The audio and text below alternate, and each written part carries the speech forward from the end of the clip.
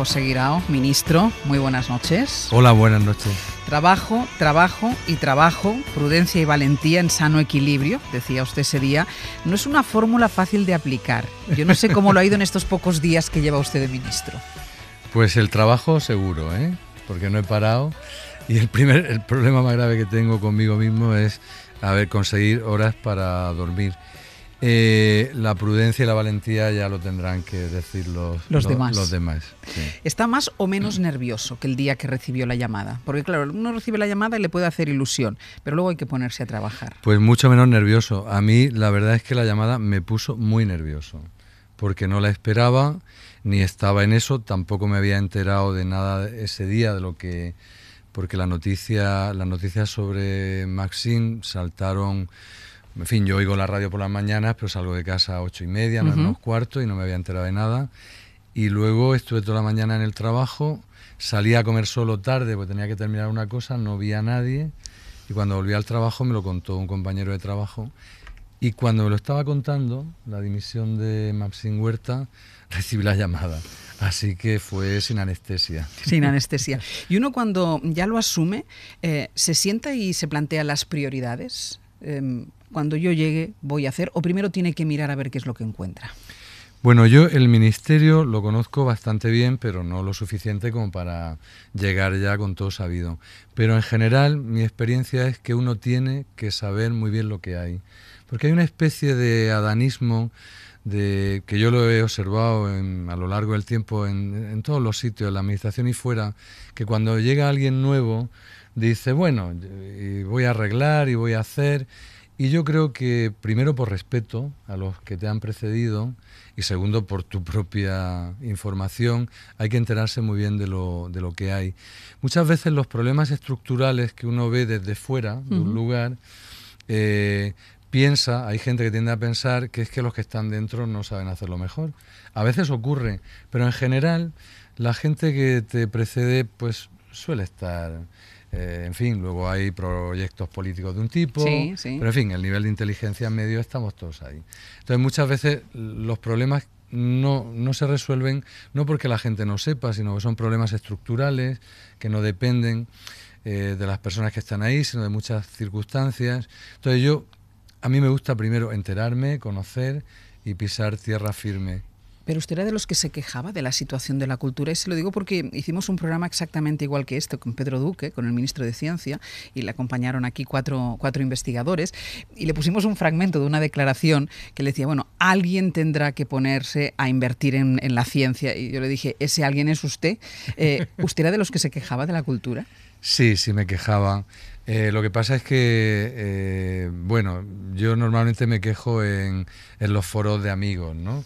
No me gusta aparecer ni para quejar ni para alabar, ¿no? No me gusta aparecer como abanderado de nada. Entonces, con la gente de confianza, con la que estás todos los días, con la que trabajas, claro que me quejaba. Yo creo que la cultura, la crisis ha sido terrible para todo el mundo. La cultura lo ha llevado muy mal. La cultura, en unos sentidos, lo ha llevado igual de mal que el resto, en otros no lo ha llevado tan mal. Pero efectivamente era una pena que, porque la crisis ha habido una lección positiva y una lección negativa. La lección negativa es que han desaparecido muchas cosas que había costado mucho tiempo consolidarlas. Y en cultura, como en todas las cosas, ir sumando, construyendo, sumando capas es fundamental. Si tú arrasas o cercenas, pues te estás cargando muchos años de trabajo y sobre todo de experiencia, ¿no? Entonces, bueno, decirlo, ¿qué es lo que nos ha enseñado la crisis? Pues que han surgido muchas iniciativas privadas, sin ayuda de la administración, que han sobrevivido, de mala manera en muchos casos, pero sí se ha demostrado que el sector de la cultura tenía ganas de permanecer ahí, ha peleado, ha luchado y se han inventado fórmulas nuevas de financiación de la cultura. Ha costado muchísimo y bueno, de ahí podemos sacar conclusiones para un momento que económicamente parece mejor. José Guirao nació en Pulpí, en Almería, es licenciado en Filología Hispánica, experto en gestión cultural, fue director general de Bellas Artes y Archivos del Ministerio de Cultura, director del Museo Reina Sofía, director de la Casa Encendida durante 12 años. Es parte, digamos, de su trayectoria, de su perfil, pero hemos querido visitar para usted los dos lugares con los que quizá muchos le identifican y otros tantos le recuerdan. Visitamos el Reina Sofía y la Casa Encendida con Raquel García. Fue en los años 90, tras su paso por el Ministerio de Cultura y una breve carrera en Andalucía, cuando Guirao se pone al frente del Reina Sofía. Apenas tenía 35 años. Él fue el artífice de la reordenación de la colección permanente y de la conocida Operación Picasso. Sacó el Guernica del casón del Buen Retiro para colgarlo de las blancas paredes del museo y le retiró el cristal blindado que le protegía. También firmó la ampliación, adjudicada al arquitecto francés Jean Nouvel, un espacio que ocupan la biblioteca, el centro de documentación y los auditorios. Toda una declaración de intenciones. Profundo conocedor de la administración, entiende la institución como un servicio público y dicen los que le conocen que es un buen negociador.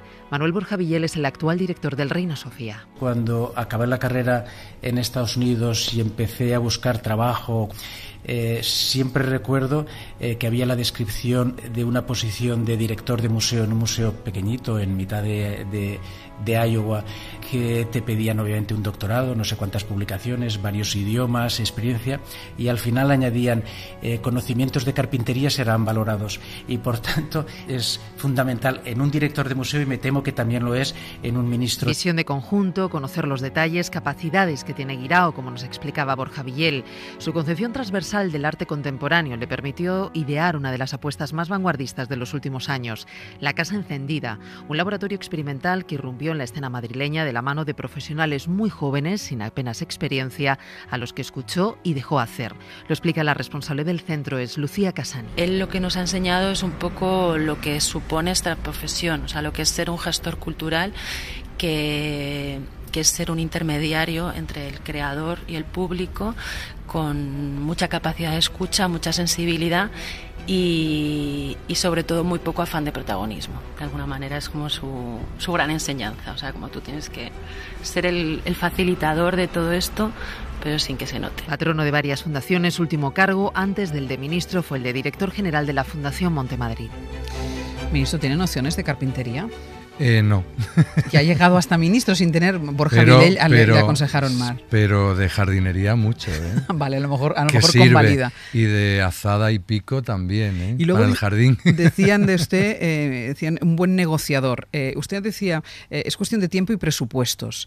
Usted se tendrá que sentar mucho con la ministra de Hacienda, entiendo. Sí, desde luego yo quiero sentarme mucho con ella, espero que ella me corresponda. ¿Lo han intentado ya? Sí, la verdad es que todavía no nos hemos sentado formalmente, lo vamos a hacer pronto, pero sí he hablado con ella de algunos temas. Y ella es una persona que es una gran consumidora de cultura, conoce muchas cosas del medio y desde luego es una persona muy sensible a este mundo.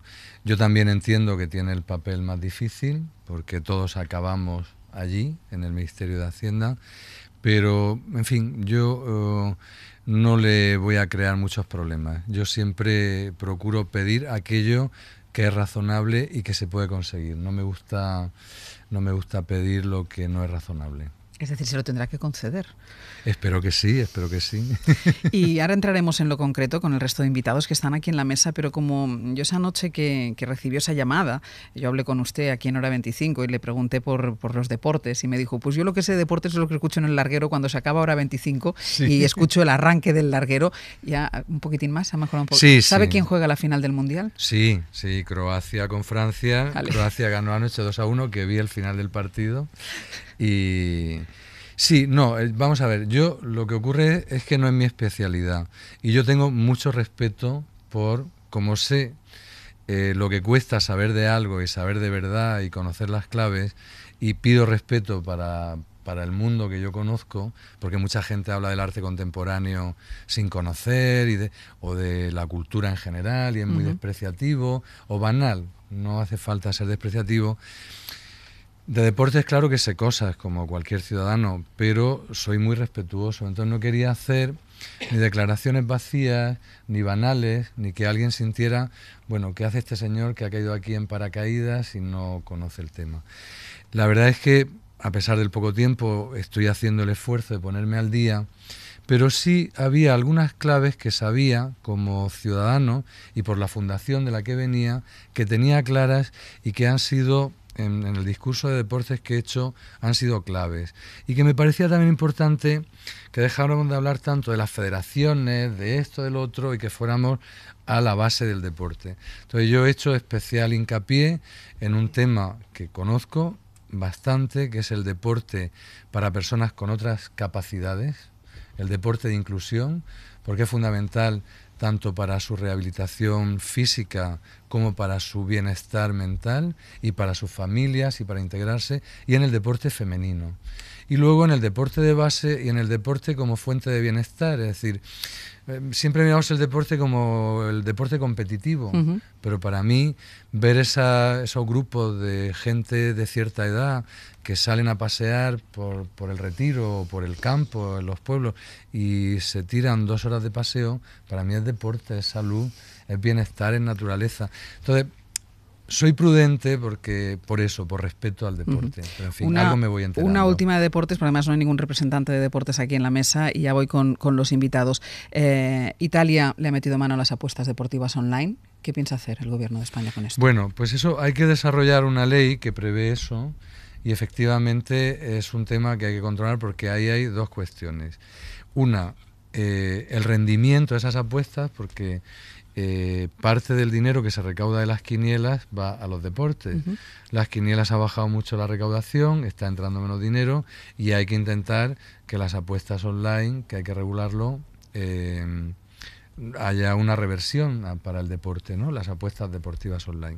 Y luego está, pues lo que todo el mundo sabe, que es el fraude que hay en muchas apuestas online, ¿no? Que es lo que Italia ha empezado a controlar.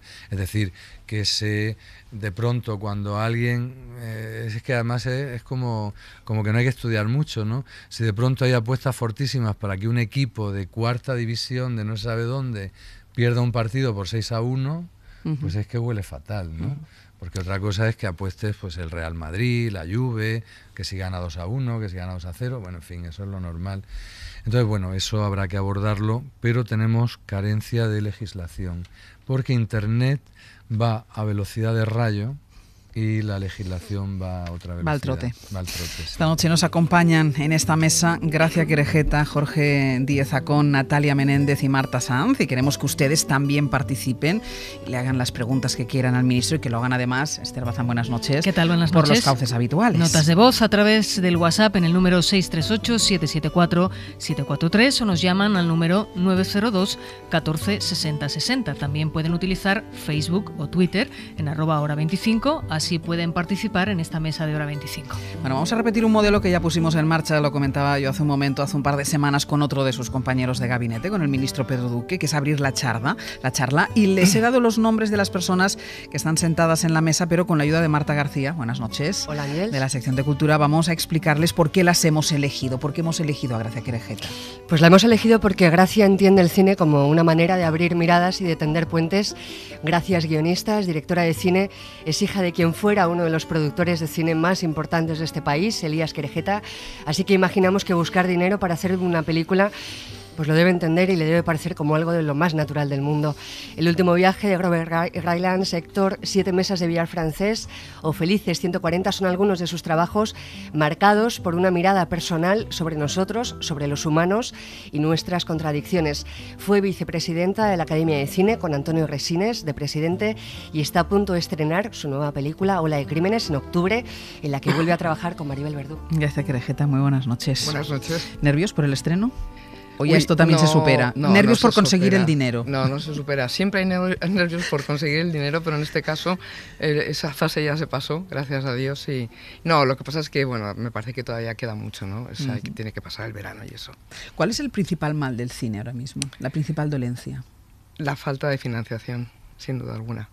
O sea, la complejidad para levantar una película en este momento yo creo que es mayor, desde luego, que en cualquier otro momento que yo haya vivido en mi carrera, ¿no? Que ya va siendo más o menos larga, más o menos prolongada. hay distintos tipos de problemas que están concentrados en distintos lugares, no solamente en Hacienda, sino en otros sitios también, en Televisión Española, por ejemplo, que es una fuente de alguna manera de financiación, en la medida en que Televisión Española compra derechos de antena de las películas. Otras están colocadas directamente en el ICA. Vamos a tener una nueva orden dentro de muy pocos días que bueno, establece una serie de puntos para poder acceder a las subvenciones, pero que yo creo que al mismo tiempo, debido a que en realidad el ICA, el Ministerio, tiene un fondo muy pequeño para el cine en este momento, pequeñísimo, que son 30 millones, ampliable a 40 según el gobierno anterior, no sabemos dónde nos vamos a quedar. Al nuevo. Claro, pero si comparamos ese fondo, que es de alguna manera el pilar fundamental, ¿no?, para financiar cine en este país, si nos damos cuenta que, por ejemplo, Francia tiene un fondo de 800 millones, o, por ejemplo, yo que sé, que Alemania tiene 250, o que Italia, por ejemplo, un país como Italia, tiene 400 millones, pues entonces nosotros estamos en una situación de desventaja fundamental. O sea, yo me recuerdo a mí misma escribiendo guiones y haciendo películas. Y ahora me veo a mí misma escribiendo guiones y pasando las canutas para levantar los proyectos. Esto es un hecho, es una realidad que estamos viviendo el 99% de los directores y directoras de este país. ¿Y esto es desde la crisis o la crisis sumada a la dejadez? Yo creo que ha sido, desde luego la crisis no ha ayudado en absoluto, por supuesto que no, yo no creo que haya ayudado a ningún sector cultural, y desde luego cultural industrial como es el cine tampoco, ¿no?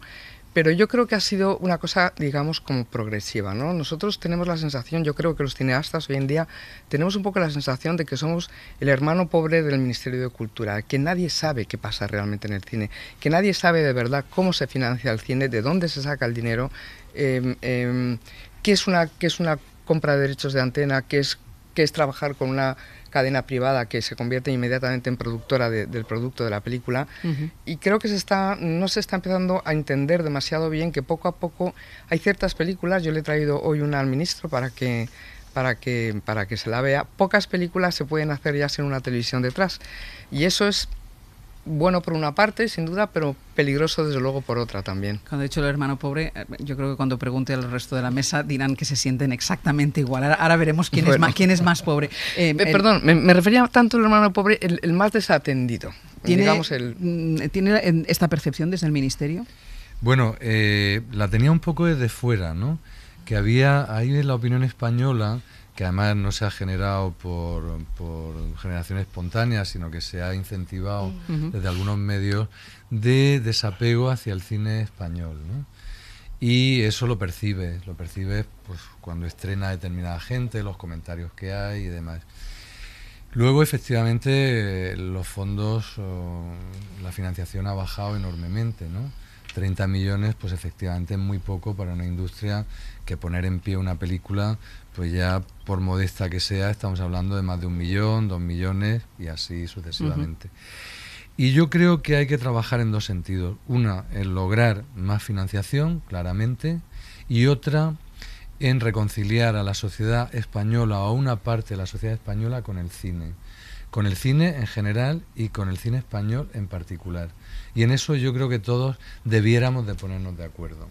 Es decir, que hay cosas de las que podemos discrepar y discutir, pues el Ministerio tiene tanto dinero, pues nos parece poco, pues debatimos, discutimos, criticamos, ¿no? Pero en la defensa de la necesidad del cine, del apoyo al cine, de la creatividad de los artistas españoles, que, en fin, estamos hablando del cine, en eso nos tenemos que poner todos de acuerdo. Permítame un fleco, ministro. Sí. Hay un fleco más en todo esto, que es inevitablemente Hacienda, ¿no? Sí. El Ministerio de Hacienda. Es decir, yo creo que el cine necesita de incentivos fiscales para que haya inversores, ¿no? Que de alguna manera les resulte rentable el invertir en una industria tan potente como es, en definitiva, la industria audiovisual, que es a la que el cine pertenece, ¿no? Es decir, es una industria que va para arriba, no va a ir para abajo nunca. Cada vez se consume más audiovisual, de una manera o de otra, en cine o en otro tipo de pantallas, ¿no? Entonces yo creo que, igual que hay determinados lugares, como Canarias puede ser, o como Navarra, ¿no?, que tienen una fiscalidad diferente, ¿no?, al resto o a otras comunidades, pues yo creo que hay que fomentar, como sea, esos incentivos fiscales para que de alguna manera los privados, ¿no? Las empresas privadas de todo tipo, además, como ha ocurrido en algunas películas, inviertan en cine, ¿no? Estoy totalmente de acuerdo. Eso lo tendrá que resolver una futura ley de mecenazgo y de incentivos fiscales. Esa ley, en el periodo que nos queda, de 2 años, es imposible que salga porque no hay un trabajo previo. Hay otras cosas que sí van a poder salir, como la ley del deporte, porque hay una base previa, hay unanimidad, todo el mundo entiende que hay que rehacerla con este tema, ¿no? Y además afecta a ciencia, a educación, a transición ecológica, afecta a muchos aspectos. Pero está claro que los incentivos fiscales son claves no solo para el cine, sino para toda la cultura. Lo mismo te dicen los coleccionistas de arte, los que compran, en fin, los que consumen cultura. Pero hay que abordarlo, estoy completamente de acuerdo. Anóteselo para la próxima reunión con María Jesús Montero, con ya la, se lo con he la ministra de en Hacienda. privado. Anóteselo. En vez de hablar catalán en privado, le he hablado de esto en privado. Marta García, ¿por qué hemos invitado a Marta Sanz también a este programa? Pues porque Marta Sanz nos acompaña porque es una trabajadora autónoma autoexplotada que pertenece al precarizado mundo de la cultura y que además es una mujer. Así se autodefinió en una entrevista en la que hablaba de su novela Clavícula, en la que escribió sobre su dolor, su vulnerabilidad y su oficio en el mundo de la escritura. Premio Herralde con Farándula, una novela sobre las sombras del mundo del espectáculo y del teatro, finalista del Nadal con Susana y los viejos. Marta Sanz ha escrito además poesía, ensayo y crítica literaria. Está aquí porque dijo una vez que las escritoras son acusadas de soberbia o prepotencia en cuanto articulan un discurso reflexivo que no caiga en la falsa modestia o no juegue a la inseguridad. Está aquí porque queremos su discurso. Marta Sanz, muy buenas noches. Hola, buenas noches. ¿Tan duro es el mundo de los escritores y de las escritoras? Pues desde el punto de vista de la posibilidad de conseguir dinero para poder montar nuestros proyectos, evidentemente no necesitamos tanto como puede necesitar Gracia o como puede necesitar Natalia para poner en pie una buena producción teatral, una buena película. Pero sí que es cierto que yo creo que como estamos en una sociedad, yo al menos lo percibo así, donde el descrédito de la cultura forma parte de un mecanismo ideológico que yo creo que intenta cercenar progresivamente el sentido crítico de los ciudadanos y de las ciudadanas, pues yo sí que me veo que con el paso del tiempo cada vez tengo que hacer más cosas y cada vez gano menos dinero. Entonces esto es algo que realmente me preocupa mucho. Y luego, por otra parte, también siento que somos muchas veces colectivos muy demonizados porque se nos considera privilegiados en la medida en la que desempeñamos tareas que son vocacionales o que nos entusiasman. Que te pagan por hacer lo que tú quieres. Efectivamente, pero claro, por otra parte yo entiendo que si verdaderamente partimos de la base de que la cultura es un bien de primera necesidad, a mí una de las primeras preguntas que me gustaría plantearle al ministro es cómo cerrar esa cuadratura del círculo en la que, por una parte, los oficios de la cultura no estemos precarizados y no nos sintamos tan tremendamente abandonados, y al mismo tiempo se puedan encontrar fórmulas para que la cultura sea económicamente accesible al público, a los espectadores, a los lectores. Uh-huh. Y esto me preocupa mucho porque, claro, como venimos de esta época oscura en la que todos la concepción del país tiene que ver un poco con que somos empresas, pues yo creo que esto enlaza mucho con otra pregunta que le quería hacer. Guárdate la segunda pregunta, déjale que te responda la primera. Es que está al lado. Que si la cultura ha de ser rentable, sostenible o no echarle cuentas. Bueno, depende de qué cultura, es decir, si un productor de cine o un productor teatral monta una película o un espectáculo, debería ser rentable para que pudiera hacer la siguiente, ¿no? Igual pasa con los libros, tú lo sabes, Marta, si un libro no se vende nada, publicar el siguiente es muy complicado. Eso no quiere decir que lo que busquemos sea la rentabilidad, quiere decir que para seguir haciendo proyectos que necesitamos de dinero de otros, pues en fin, hay que aportar ciertos resultados. Por eso también es muy importante las ayudas, ¿no? Para no depender solo del mercado despiadado, que a veces funciona bien, o cuando se hace un tipo de cine, como el que hace Gracia, por ejemplo, y otra mucha gente en España, pues no es un cine claramente o descaradamente comercial, ¿no? Tiene otros valores, tiene otro punto de vista, pretende otras cosas, y si no lo apoyas, pues a lo mejor el mercado no resuelve ese tema, ¿no? Entonces, ¿tiene que ser rentable? Maravilloso que sea rentable. Si no es rentable, pues no va a haber cultura, pues no, ya estamos completamente de acuerdo en que no. Pero yo creo que aquí, Marta, también, y sigo insistiendo con lo del cine, ha habido, y tú lo has dicho, ha habido como una idea de que los de la cultura son frívolos, de que los de la cultura... El descrédito de la cultura, que decía Marta. Entonces yo creo que... Especialmente los del cine. Sí, pero es por los Goya. Bueno, no sé. Van los ministros a veros y los criticáis. No, pues yo creo que desde el no a la guerra hemos sido muy castigados, y reiterada y repetidamente castigados. Claramente, sí, eso es verdad. Pero quiero decir, pues contra ese descrédito tenemos que trabajar todos para volver a darle crédito. Y yo creo que ahí tenemos una labor fundamental. Y el Ministerio de Cultura, que tiene pocos recursos, porque también la cultura en España está muy descentralizada. Están las autonomías, los ayuntamientos, y el Ministerio se ocupa de lo que se ocupa. Pero sí tiene un valor simbólico enorme.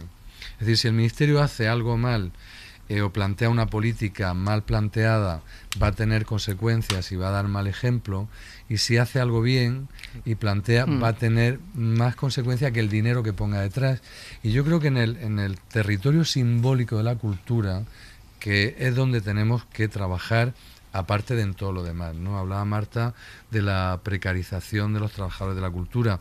Una de las gratas sorpresas que yo me he encontrado es que la Comisión de Cultura del Congreso, de los diputados, hizo una subcomisión para el estatuto del artista, ha llegado a una serie de conclusiones bastante razonables y han llegado por unanimidad. Para un ministro tener un acuerdo por unanimidad de todos los grupos de la Cámara es que, le facilita el trabajo, ¿no? ¿Cuántos años llevamos intentando, no solamente con distintos tipos de gobierno y de distintos colores, y que eso se contemple como tal? Déjame que salude a los otros dos invitados. Me tengo que ir a publicidad y parecerá que estamos nosotros Natalia Menéndez, dramaturga, muy buenas noches. ¿Qué tal? Buenas noches. Y Jorge Díaz Zacón, que es gestor cultural, muy buenas noches. Ahora a la vuelta hablamos con todos. Esto es José Guirao, ministro de Cultura y Deporte, hoy compartiendo charla con Gracia Querejeta, con Marta Sanz, con Jorge Díaz Zacón y con Natalia Menéndez, explicando los problemas de la cultura e intentando buscar soluciones a los problemas de la cultura. Marta, ¿saludamos y presentamos a Jorge Díaz Zacón? Venga, Jorge Díaz Zacón tiene una larga trayectoria como comisario de arte independiente. Fue asesor ejecutivo de los ministros de Cultura Jordi Soletura y Carmen Alborg. Muy vinculado al arte público, Jorge dirigió durante 10 años, de 2002 a 2012, el Programa Internacional de Arte Público Madrid Abierto, además de los proyectos Valparaíso, Intervenciones en Chile, y Cartagena, en Cartagena de Indias, en Colombia. Es miembro del Instituto de Arte Contemporáneo, una asociación independiente de profesionales del arte, y su trabajo le vincula a artistas tan consagrados como Isidoro Valcárcel Medina o a colectivos artísticos mucho más jóvenes como Democracia. Durante años ha formado a gestores culturales de España y de Latinoamérica como director del máster en empresas e instituciones culturales de la Complutense y Santillana. Jorge, cuando nombraron al ministro, cuando nombraron a José Guirao, ¿pensaste que bien es uno de los nuestros o pensaste, uno de los nuestros no va a arreglar nada? Pues yo creo que lo pensamos todos en el sector, hubo una gran unanimidad. Eso genera también expectativas que en algunos casos son difíciles de cumplir con tan poco tiempo, ¿no? Pero sí que es cierto que después de la aventura, afortunadamente duró una semana, del anterior ministro, pues todo el mundo acogió doblemente pues esta buena noticia. Y bueno, pues hay poco tiempo, evidentemente, pero hay... enlazando con lo que se ha hecho aludía el ministro a problemas estructurales, esos difíciles de resolver. Y aquí nos planteamos cosas como quién es el más pobre entre los sectores culturales, cosas de ese tipo, ¿no? Y en realidad es un problema estructural de la cultura. Tiene razón el ministro. Y el problema estructural de la cultura es que todavía pues se piensa que la cultura es un adorno, o que incluso es el departamento de propaganda del gobierno. Y en algunos de los casos, pues hemos estado en largos años, de 2011 la última vez, sin Ministerio de Cultura, que se sentara en el Consejo de Ministros, ¿no? Y además se da la paradoja de que hay profesionales del mundo de la cultura que dicen que la cultura y la política tienen que estar separadas, ¿no? Que son como compartimentos estancos, y eso obedece también pues a ese problema estructural, y es que desgraciadamente no existe en muchas ocasiones una política cultural. A nadie tiene dudas sobre la necesidad de que haya una política educativa, una política por la igualdad, pero lo de la política cultural pues parece más complicado, Y ¿qué ocurre? Que cuando un gobierno hace política cultural, pues hay quien la hace. Y hay quien la hace, que es el mercado, que son los grandes conglomerados de medios de comunicación, que son las grandes empresas tecnológicas, que hacen su política. Pero si se abandona una política cultural desde el gobierno y desde el Estado, es evidente que no se va a progresar ni solucionar el cine, ni el arte contemporáneo, ni el precariado. Pero estoy seguro de que este ministro no está en ese planteamiento y el gobierno tampoco. Y sabemos que para hacer política cultural, como para hacer otras políticas, hace falta recursos, ¿no?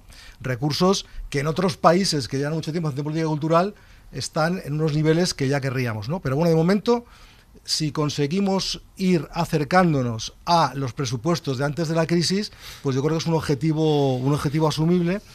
Y como legislar también es complicado, se ha hablado de que la ley de mecenazgo no se llega, y como yo no voy a poder intervenir como las 15 preguntas que tiene Marta y solamente voy a tener una vez. Pero tú bueno, estás sembrado. Voy a aprovechar para hacer una propuesta muy concreta que además no requiere recursos, que tiene una ley detrás y que además se puede desarrollar porque hemos trabajado mucho en ella también, y que además pedimos algo que es muy razonable, recogiendo varias de las cosas, y me refiero al 1% cultural.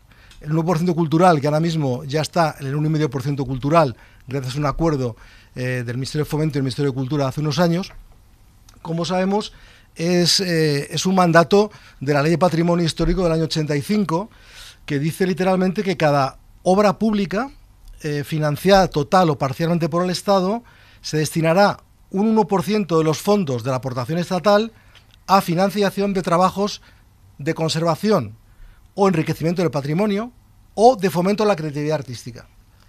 Bueno, pues hasta ahora, después de unos años, ¿no? 30, 40, si cogemos los programas que se han desarrollado, todos tienen que ver con el patrimonio, tienen que ver con el Camino de Santiago, arquitectura religiosa, todo algo muy noble y encomiable y que necesitamos. Pero hasta ahora, salvo contadas ocasiones y además con una arbitrariedad como la que hizo gala el ministro de Obras Públicas, Álvarez Cascos, en su momento, pues la dedicación a la creación contemporánea no existe, ni como programa, ni como eso, digo, otras intervenciones que no sean esas muy puntuales de una compra de obra.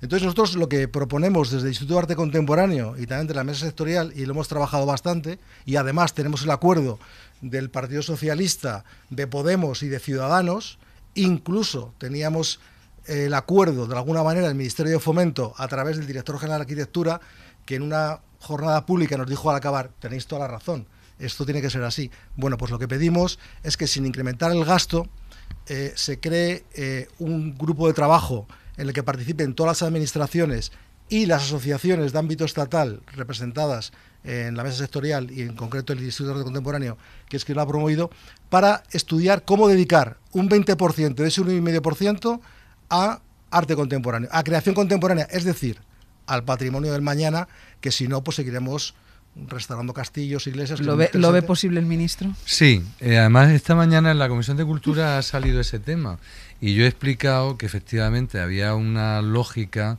muy clara de por qué se había ido al patrimonio. Realmente se ha gastado el 1% cultural en hacer autopistas, o, bueno, autovías, trenes y tal, y pasan por pueblos que tienen iglesias, que tienen castillos, o salen yacimientos arqueológicos que hay que excavar. Y lo otro, lo del fomento de la creación, pues es un poco más etéreo. En el sentido de que si no hay efectivamente un lugar donde se diga para qué, pues al final el alcalde de turno, con toda razón, dice: es decir, ¿para qué? Pues diga, pues arrégleme usted el castillo que pasa por aquí, la autovía. Entonces yo estoy completamente de acuerdo con Jorge en que el tema del fomento de la creación hay que meterlo en el 1% cultural, y yo no diría si el 20% o el 1,5%, yo diría volver a rehacer las bases de ese tema y hacer un desarrollo equilibrado, ¿no? Marta, vamos con Natalia Menéndez, que si no, no va a tener tiempo. Dice que nunca fue una niña de camerino, pero creemos que conoce como pocos cómo ha evolucionado su oficio, el oficio desde que su padre se pateaba los pueblos de España en sus giras teatrales hasta hoy. Con 13 años dirigió Ni rico ni pobre, sino todo lo contrario, de Tono y Miura. Natalia Menéndez es actriz, es dramaturga, es directora de escena, adaptadora, traductora, es gestora cultural y ha firmado la dirección artística de varias varias exposiciones. Ha trabajado en todos los medios, cine, teatro y televisión. Ha dirigido durante 8 años el Festival de Teatro Clásico de Almagro. Esta temporada la tiene repleta de proyectos en varios teatros, no solo españoles. Esta mañana aterrizaba en Barajas después de estar ensayando en Montevideo una versión suya de Tartufo para la Comedia Nacional de Uruguay. Natalia, ¿te reconocías en los males que han salido ya sobre la mesa? Por eso no me importaba no hablar. Pero puedes hablar. No, bueno, gracias. Siento esa idea de la precariedad. Aplaudo la idea que ha tenido Jorge. Pero lo que han defendido tanto Gracia como Marta me parece que es lo que está sucediendo, un poco defender los derechos de los creadores, ¿no? En el teatro pues están desapareciendo artesanos con el tema de la crisis, que hubo una parte que evidentemente era real, pero hubo otra parte que se utilizó para hacer expolio para mí y para crear unos agujeros negros del espacio en cuanto a artesanos, en cuanto a por ejemplo a qué pasa con no solo con el IVA en ese 21 que se ha hablado tanto, ¿no? Sino de pronto las fundaciones, también el tema del IVA ha sido... Yo recuerdo estar en el Festival de Almagro en el 2012, ya con el presupuesto todo hecho, y de pronto apareció esa ley de pronto que no podíamos, no se nos devolvía el IVA, y con lo cual nos creó un miedo terrorífico, ¿no? Yo pienso que hay muchas cosas. Creo que el Estatuto del Artista debe ser porque nos defiende a todos y porque realmente trata la seguridad social, la fiscalidad, en fin, temas de sentido común, y que estamos en una precariedad notable. ¿Qué pasa con las GAE? A mí, yo me pregunto también qué pasa con si el Estado puede intervenir en las GAE, porque el tema de los derechos, qué pasa con la actualización de la propiedad intelectual, qué pasa con los convenios entre los trabajadores del INAEM y los espectáculos públicos o privados, porque tenemos que irnos a girar o tenemos que contratar otros productores para poder salir de gira o para... En fin, hay muchas cosas, ¿no? Hablabais del descrédito de la cultura que ha salido aquí, pero yo creo que, al margen de que la gente no tiene mucha conciencia, creo yo, de la importancia, tampoco tiene importancia lo que es la industria de la cultura. Es decir, la cantidad de gente que mueve, la cantidad de recursos, la cantidad de puestos de trabajo, pero incluso en la literatura, que uno podría pensar que solo es Marta ella sola en su casa escribiendo un libro, pero claro, la industria del libro también mueve a muchísima gente, que al final, y eso tampoco, yo creo que no hay una conciencia social de esto. Y comparto con el ministro la idea de la sanidad, y yo creo que debería de hablar también con el Ministerio de Sanidad para que nos ayudara realmente, porque nosotros cambiamos el estado de ánimo, y el estado de ánimo es fundamental para tener una sanidad en este país, ¿no? Yo siempre lo he dicho, que la cultura le ahorra mucho dinero a la seguridad social. Sí. Eso es cierto. Si sois breves en las preguntas y en las respuestas, Marta. Bueno, yo creo que estamos hablando todo el rato de rentabilidad y industrias culturales, que está muy bien. Estamos hablando de dinero que es necesario para levantar proyectos, pero a mí también me interesaría mucho, por parte de un ministerio como el que va a dirigir José Guirao, es que se afianzaran los vínculos entre lo cultural y lo educativo. Y entonces me gustaría saber si él ha pergeñado o ha pensado algún tipo de medidas para precisamente articular ese tipo de políticas culturales que vuelvan a colocar la cultura en ese espacio de necesidad cívica, de necesidad política, de necesidad social que realmente... Ministro, breve la respuesta. Bueno, con educación siempre hay que trabajar, además la base de todo es la educación, ¿no? Yo lo dije en mi discurso delante de la ministra de Educación, le dije que habría que volver a las lenguas clásicas. Mi teoría es que no se puede ser moderno si no se sabe latín. Por ejemplo, es una butada, sí, pero la cultura, si al final estamos intentando responder cada época a las mismas preguntas que ya se hicieron los griegos, nada más que cada época lo responde de otra manera, a su manera. Entonces hay que conocer, y por supuesto que los centros educativos son una plataforma para trabajar, y también la asignatura que ya se ha que se ha anunciado por parte de la ministra de Valores Cívicos, que es fundamental. Y sí, yo creo que ahí se pueden hacer infinidad de cosas. Perdóneme, pero con lo del latín me lo ha puesto a huevo, Dilo, a huevo. porque creo que hay una intención de quitarle a lo cultural su pátina de elitismo y Bisbal o El Arrebato van al Teatro Real, pero yo creo que eso no se queda más que en un gesto demagógico si al final no hablamos de Virgilio en la barra de los bares. Entonces es una propuesta muy en serio que yo le hago. Estoy completamente de acuerdo, Marta. Vamos a ver. Ministro, no se extienda mucho, que si no Jorge no podrá volver a preguntar. Bueno, diga. Que sí, que estoy de acuerdo. Que hay que hablar de Virgilio en la barra de los bares. Jorge. No, que es que la vinculación con el ámbito educativo o el tratar de que se cumpla la ley de igualdad entre hombres y mujeres, especialmente también en lo que tiene que ver con la igualdad en el ámbito creativo, o fomentar una información rigurosa en los medios de comunicación, que eviten, por ejemplo, que una televisión pública, la comparecencia del ministro esta mañana sea una frase cortada entre dos festivales de música, pues eso tiene que ver también con lo que entendemos por cultura, y como antes mencioné una propuesta concreta y se habló de la necesidad de los alcaldes, es que lo que proponemos es que entendemos el arte público y la intervención en esos espacios concretos vinculada con educación, con sanidad, con universidades, incluso con la policía. En Francia, del año 51, con el 1% artístico, han hecho más de 12.300 proyectos. Y la tipología va desde escuelas y universidades a comisarías, palacios de justicia, atendiendo a un público que no frecuenta el ámbito hasta, en cierto punto, elitista del arte contemporáneo. Y esas políticas transversales, cultura sí que las tiene que articular, igual que cultura tiene que liderar la acción cultural en el exterior, y la dispersión de organismos la tiene que liderar, aunque sea estratégicamente. Es verdad que quien tiene los recursos quiere mandar en los suyos, pero políticamente quien tiene la competencia y quien debe liderarla es una demanda y un apoyo al papel que da. ¿Ministro, algo que decir a esta...? No, en general estoy de acuerdo, ¿no?, con lo que dice Jorge. Además venimos de la misma experiencia, ¿no? Pero es verdad que la coordinación es muy complicada, porque cultura siempre ha tenido una posición, esto es histórico, como de la hermana pequeña, no la hermana pobre, o sí. Y entonces, claro, ganarte un lugar con el resto, pues tiene su complicación. Yo, desde luego, estoy en ello. Gracias. A mí, bueno, es una pregunta un poco vaga, un poco amplia, pero al mismo tiempo muy concreta. Es decir, a mí me gustaría preguntarles si de verdad este gobierno y, por supuesto, este ministerio se va a ocupar de verdad de los problemas y de entender de verdad cuáles son los problemas del cine español. Vamos a ver, estamos aquí... Y cuando he dicho hermano pobre antes, lo que quería decir es el hermano, digamos, como incomprendido, como desatendido, como... A ver, gracias. Yo me podré equivocar y me equivocaré, seguramente, vamos, estoy seguro, ¿no?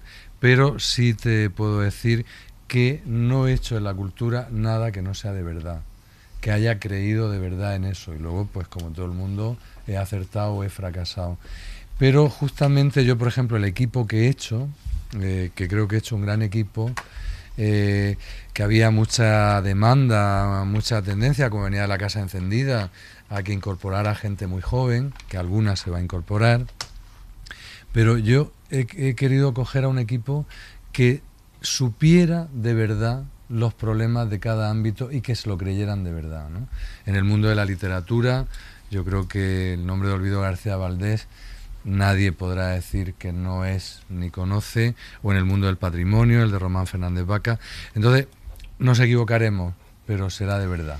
Natalia, si quieres 30 segunditos. ¿Saber qué podría pasar con la SGAE? Bueno, la SGAE estamos vigilantes. En la medida en que la SGAE cumpla con la legalidad, la SGAE tendrá su vida propia. En la medida en que no la cumpla, el Ministerio adoptará las medidas que la ley le permite. Y a mí me gustaría que la cumplieran y no tener que intervenirla, total o parcialmente, que es lo que permite la ley. Si no nos dan opción, pues haremos lo que haya que hacer. Me gustaría que fuera voluntario el asunto. Esther, ¿qué dicen los oyentes? Elena se felicita, por ejemplo, de que el ministro haya hablado del deporte para personas con otras capacidades y del fútbol femenino. Dice que cree que es la primera vez que escucha a un ministro de Cultura hablar de eso en una entrevista. A propósito de ese tema, Martín se pregunta por qué no hay ni un solo partido de la Liga Femenina en la quiniela. Mario dice, como votante de izquierda y aficionado a los toros, ¿qué tiene pensado para esta actividad tan importante?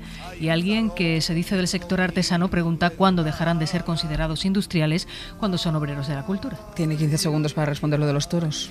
Pues no quería, porque ya todo el mundo sabe lo que pienso de los toros. Que no le gustan. No, pero cuando hablo solo sale eso en el titular. Esta mañana ha durado 1 minuto. Y todo el mundo ha sacado lo de los toros. Vamos a ver, yo creo que las tradiciones no se quitan por decreto, así que habrá que convivir pacíficamente y que la sociedad española evolucione. Y vaya decidiendo la sociedad. Sí. José Guirao, ministro, muchísimas gracias por haber estado con nosotros. A vosotros. Gracias, Marta, Jorge, Natalia, muchísimas gracias por haber participado y por haberos prestado a esto. Gracias. A vosotros, a ti, Ángels.